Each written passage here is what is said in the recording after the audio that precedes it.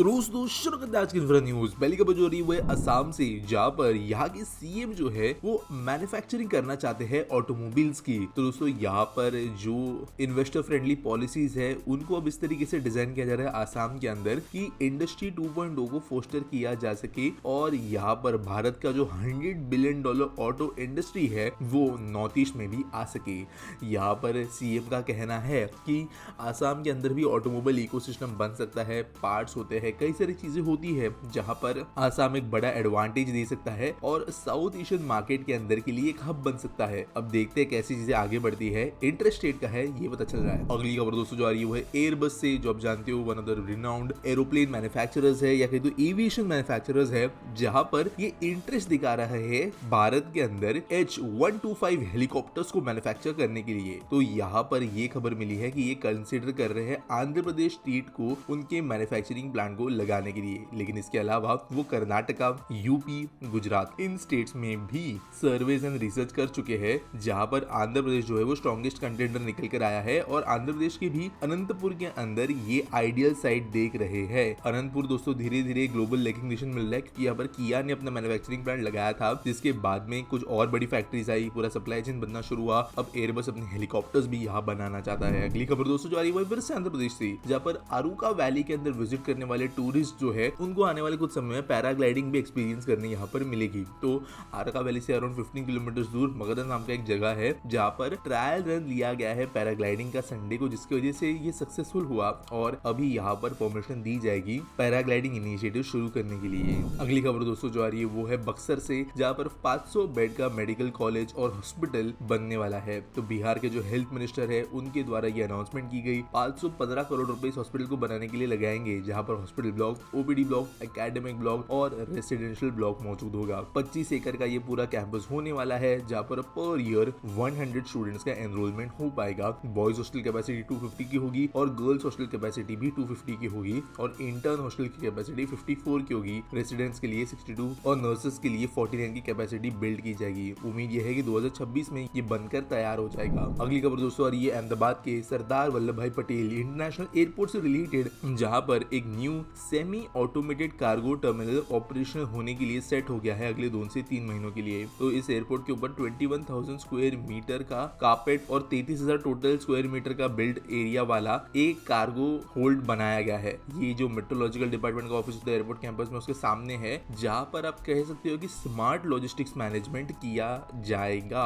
यहाँ पर कई सारे मॉडर्न मशीनरी, ऑटोमेशन इक्विपमेंट्स वगैरह इस्तेमाल किया गया है, जिसकी वजह से जो काम होता है लॉजिस्टिक्स के अंदर पार्सल सॉर्टिंग का, उसके डिस्ट्रीब्यूशन का वगैरह वगैरह, वो चीजें बेहतर तरीके से की जा सकेगी। और जो टर्मिनल ऑपरेशन होगा नया वाला तब इसका इस्तेमाल होगा। वैसे ये कहा गया है कि ये टर्मिनल टारगेट किया जा रहा है गुजरात के एग्रो ओन्ड बिजनेसेस के लिए। अगली खबर दोस्तों जा रही है स्टेट पावर कंपनी एनटीपीसी से रिलेटेड, जहां पर एनटीपीसी आरईएल ने पार्शियल कंप्लीशन ऑपरेशन शुरू कर दिए हैं अपने 200 मेगावाट के सोलर प्लांट के, जो कि गुजरात में है। तो पार्शियल ऑपरेशन इसलिए कि 25 मेगावाट को ही ऑपरेशनलाइज किया गया है टोटल 200 में से, और ये लोकेटेड है सरला गुजरात के अंदर। यहाँ पर इनके रेगुलेटरी फाइलिंग के दौरान ये खबर बाहर आई। तो देश के रिन्यूएबल एनर्जी कैपेसिटी में एक छोटा एडिशन। अगली खबर दोस्तों है आर्सेलरमित्तल निप्पॉन स्टील से रिलेटेड, जो सेटअप करने वाले 2 new lines in their Hazira plant, यानी 2 नए प्रोडक्शन लाइंस पे लगाने वाले हैं इस साल। यहाँ पर ये लाइंस का इस्तेमाल किया जाएगा कंटिन्यूस गैल्वेनाइजिंग लाइन और कंटिन्यूस गैल्वेनाइजिंग एंड एनीलिंग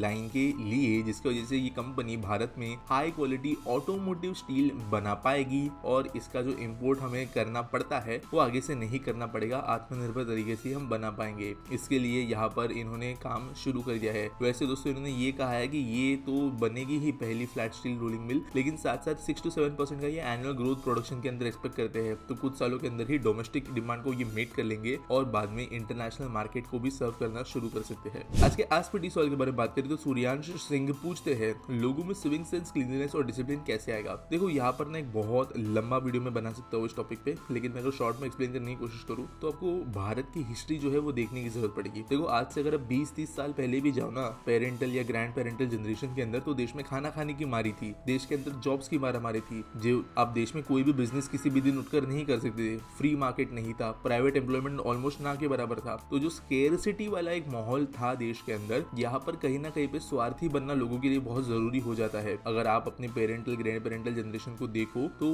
बहुत डिफिकल्ट होता है कि आप अगर किसी किसान के फैमिली में से हो तो आप जाकर बहुत कम जॉब्स में कम्पीट करके जॉब ले सके हो, या कोई बिजनेस जो है बिना गवर्नमेंटल इंटरवेंशन के चला पाए। ये चीजें जो है कहीं ना कहीं पे पूरे के पूरे कुछ जनरेशन को इंडिया में बहुत ज्यादा स्वार्थी बना चुकी है पोस्ट इंडिपेंडेंस। इसकी वजह से अगर आपको देखने मिले तो हमारे यहाँ पर ट्रेन में जैसे सीटिंग की बात आ गई तो जो लोग हैं वो नहीं सोचते कि कोई विकलांग है, कोई बूढ़ा है वगैरह। सड़क पे जब हम चलते हैं, ड्राइविंग करते हैं, पार्किंग करते हैं, तो दूसरों के बारे में ख्याल करना हमारे देश के अंदर था नहीं, स्पेशली ओल्डर जनरेशन में। और कहीं ना कहीं भी ये फिर जो है यंगर जनरेशन में भी रिफ्लेक्ट होता है अपब्रिंगिंग के दौरान। और जब तक ये स्केर्सिटी वाली चीज जो है, लेकिन स्केर्सिटी की जो ये थॉट है ये आने के लिए तो रीजन है लेकिन जाने के लिए कोई रीजन नहीं होता। तो अब आ तो गया है, आने का कारण भी एक जमाने में लेजिट था कि लोग जो है खुद के बारे में ही सोचे। सिविक सेंस जो है वो बहुत ज्यादा दूसरों के सोचने पे डिपेंड करता है। सिविक सेंस जो है बहुत ज्यादा दूसरों के बारे में सोचने पे डिपेंड करता है। लेकिन जब बात करते हैं हम डिसिप्लिन एंड क्लीनलीनेस की, तब जो अब ये बन गया है माइंडसेट लोगों का,